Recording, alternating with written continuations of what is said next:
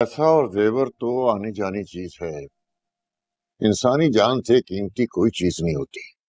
बस भाई साहब क्या बताएं, शुक्र है अल्लाह, वरना हम तो बहुत गुनाहगार लोग हैं, कुछ भी हो सकता था। ऐसे मत कहें आप, आजमाइशें तो जिंदगी का हिस्सा होती हैं। ये मुसीबत तो किसी पर भी आ सकती है।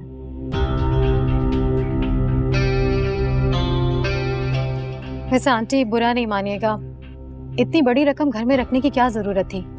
क्या बताऊं बेटा, क्या हाल बताऊं।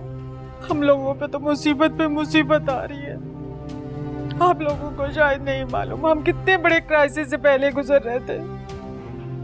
फैक्ट्री में लॉसेस आ गए थे, कारोबार एकदम ठप हो गया था।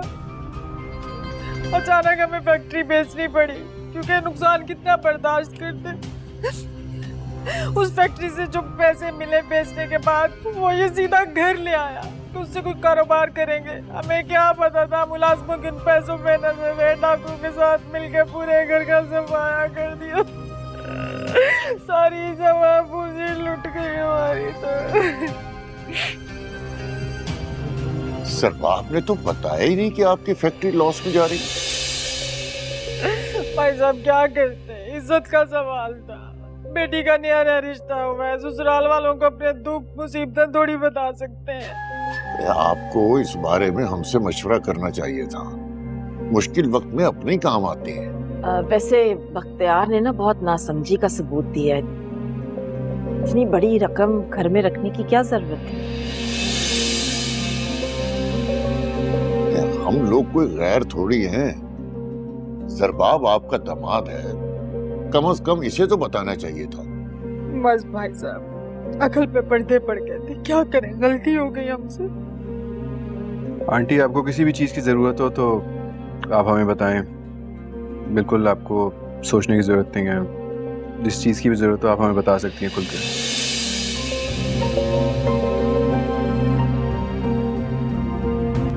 सदके जाओ मेरे बच्चे, जीते रहो, अल्लाह तुम्हें खुश रखे। किसी चीज की जरूरत नहीं है हमें। और क्या सोचा है बख्तियार कारोबार के सिलसिले में? अंकल शायद अब ये घर बेचना पड़े, इसके अलावा कोई और रास्ता तो नजर नहीं आ रहा। वैसे तो भाई साहब हमारी गांव में बहुत सारी जमीनें हैं, जिनका पहले भी जिक्र हुआ था एक बार।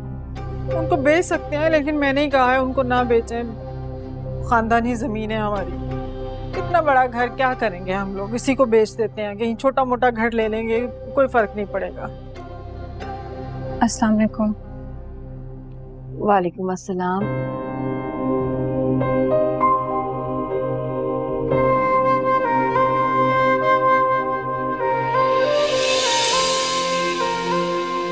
जैसे इस तकल्लुफ की क्या जरूरत थी?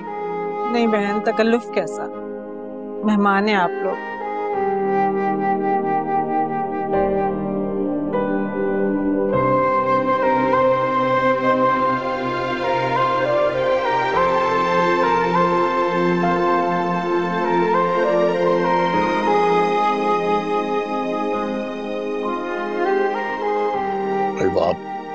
चाय तो बहुत अच्छी बनाई है तुमने। जी, यूं तो उजाला में बहुत सारी खुसूसियात हैं, मगर चाय वाकई बेमिसाल बनाती है। इसका मतलब है कि इतनी अच्छी चाय पीने के लिए रोज रोज तुम्हारे घर आना पड़ेगा।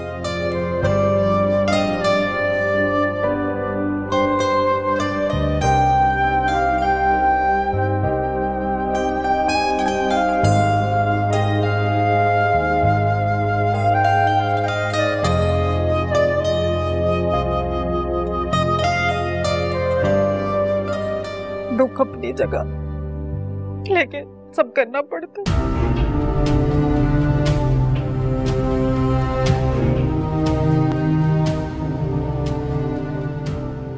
हम शादी से पहले इतनी बड़ी बड़ी बातें करते थे कि बड़ी जायदादें हैं, गांव में हवेली है, और वो आमों के बागात जहां से हर महीने उनके पास इतना सारा खर्चा आता है, उसका क्या हुआ? आपने कुछ पूछा क्यों नहीं उनसे? बेटा मैं क्यों पूछती, हमें किसी की जायदाद से क्या लेना देना। अम्मी वो आपकी बहू है, शादी के वक्त उन लोगों ने इतनी बड़ी बड़ी बातें की थी कि खानदानी रईस हैं, बेटी को जायदाद में हिस्सा भी देंगे, वो सबका क्या हुआ? उस जायदाद से हमारा क्या लेना देना है? अम्मी मुझे लगता है आप भी ठीक कह रही हैं, कोई ना कोई मसला जरूर है। हाँ मसला है अम्मी। आप भी ज़रबाब के लिए फौरन मान गई। मुझे एक नजर ये लोग अच्छे नहीं लगे थे। अब तो मसला ये ज़ुहैब भी वहीं शादी करना चाहता है। अम्मी बड़ी चालाक और मक्कार लड़कियां हैं। हमारे सीधे साधे भाइयों को सीढ़ी बनाकर इस घर पर राज करना चाहती हैं। और अम्मी बाबा को क्या हो गया? उजाला की इतनी तारीफें क्यों कर रहे थे? क्या वो राजी हो गए रिश्ते के लिए? ऐसी कोई बात नहीं है बेटा, तुम्हारे बाबा की तो आदत है ना हर एक की तारीफ करने की। मुझे तो फिक्र ज़ुहैब की है, किस तरह से उसे राजी करूं मिसेस मंगेश की बेटी से शादी करने के लिए।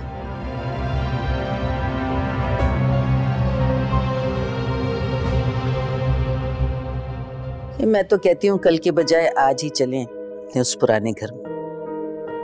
बच्चों को भी एकदम से अपने घर की याद आने लगी है। आज भी कह रहे थे कि हम अपने घर चलते हैं। तो ठीक ही कह रहे थे भाई, कम से कम वहाँ अपने पुराने घर जाके आराम से सो तो सकेंगे। इनको नींद की पड़ी है और यहाँ मेरा इतना बड़ा नुकसान हो गया, उसकी किसी को कोई परवाह नहीं। तुम्हारा कौन सा नुकसान हुआ? जो इनाम की रकम थी वो तो ऐसी फजूल खर्चियों और अय्याशी में उड़ा दी। बाकी इतनी बड़ी रकम भी पानी में डाल दी कम वक्तों ने। नुकसान तो बेचारी उजाला का हुआ है। एक प्लॉट जो उसकी माँ बाप की निशानी थी इस कम वक्त ने बेच खाई। बस कर दे बीजान, खुदा के वास्ते बस कर दे। तंग आ गया हूं मैं आपके तंज और तानों से। पहले ही इतना प्रेशर है मुझ पे, आप इस तरह बातें करेंगी तो मेरा दिमाग फट जाएगा। क्या करूं मैं? इतना बड़ा नुकसान हो गया, कारोबार की उम्मीद थी वो भी चली गई, नौकरी भी चली गई, ऊपर से आप लोगों की बातें।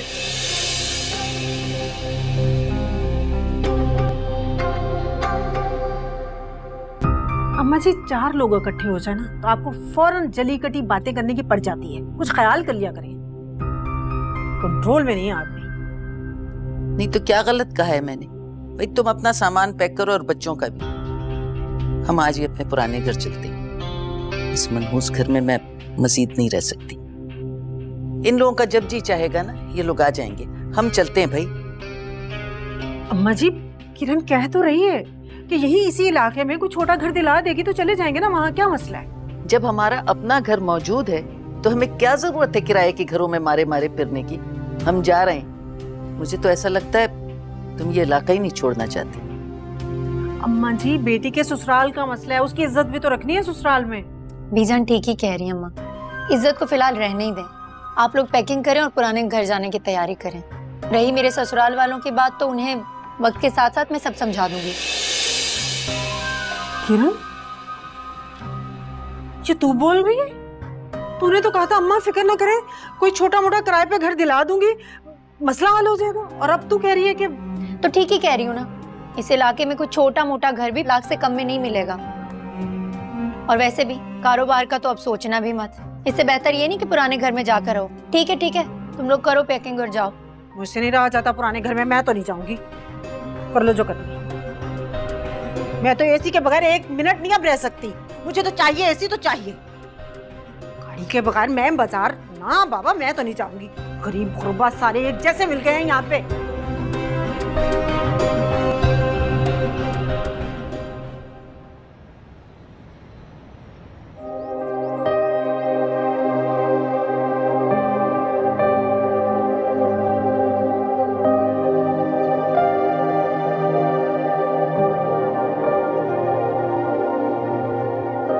भी सब सामान पैक हो गया। क्या हुआ, आपकी तबीयत ठीक है? हाँ तबीयत ठीक है, बस थोड़ा सा दिल घबरा रहा। क्यों, क्या हुआ है? उजाला, मुझे बख्तियार की जॉब जाने का बहुत दुख। अब दूसरी जॉब ना जाने बख्तियार को कब मिलेगी। घर का खर्चा, बच्चों की फीस, ये सब हम कैसे मैनेज करेंगे? भी मिल जाएगी उन्हें जॉब, आप प्लीज टेंशन मत लें। क्या सोचा था और क्या हो गया? भी प्लीज दिल छोटा मत करें, वक्त के साथ साथ सब कुछ ठीक हो जाएगा। सोचा था यहाँ आने के बाद हम सबकी जिंदगियां बदल जाएंगी, मेरे बच्चे भी अच्छे स्कूल में पढ़ेंगे, लेकिन देखो किस्मत हमें दोबारा उसी मोड़ पे ले आई। लगता है खुशी हमारे नसीब में ही नहीं। इस घर में इन सब के साथ रहते हुए आप इन्हीं लोगों की जुबान बोल रही हैं। उजाला, मैं भी एक इंसान, मेरा भी दिल चाहता है साइशों पर ही पुरसकून जिंदगी गुजारने को। आप भी खुशियां साइशों की मोहताज नहीं होती हैं। वक्त एक जैसा नहीं रहता है। हाँ, मुश्किल वक्त जरूर है, मैं इस चीज से इनकार नहीं कर रही, लेकिन आसानियां जरूर आएंगी। और जहाँ तक बात है बच्चों के खर्चों की, स्कूल फीस की, तो मेरे पास एक्स्ट्रा इनकम है ना। मैं बच्चों के खर्चे पूरे कर दूंगी, मैं दे दूंगी स्कूल की फीस। मेरा अपना क्या ही खर्चा है। क्या क्या करोगी तुम? अपना प्लॉट तक तो बेच चुकी हो, अब तो तुम्हें अपनी जहेज की रकम भी खुद जोड़नी होगी। जहेज बनाओगी या बच्चों की फीस दोगी? ये बस करने सब हो जाएगा, प्लीज परेशान होना बंद करें। अच्छा, मैंने सब पैक कर दिया, आप एक बार देख लें, किसी चीज की कमी है तो बता दें। अच्छा, परेशान मत हो, सब ठीक हो जाएगा। चलो।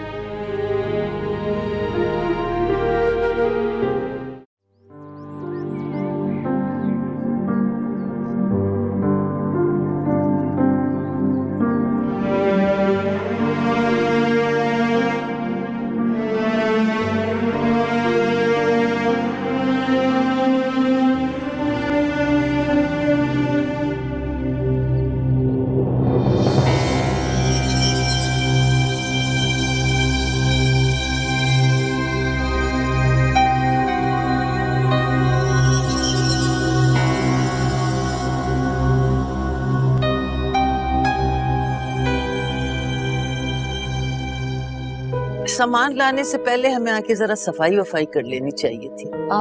सब हो जाएगा, आप फिक्र ना करें। और वैसे भी बीजान, जाने से पहले मैं सफाई करके गई थी, ज्यादा दिक्कत नहीं होगी। वैसे तो हम सबके बाद आए थे। वो क्या नाम था उस मनहूस? रिजवान। रिजवान, अल्लाह बस उसकी शक्ल हमें दोबारा न दिखा। वो देखो,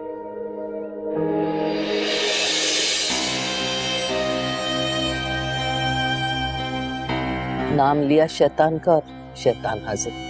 चलो चलो अंदर, चलो अंदर चलो।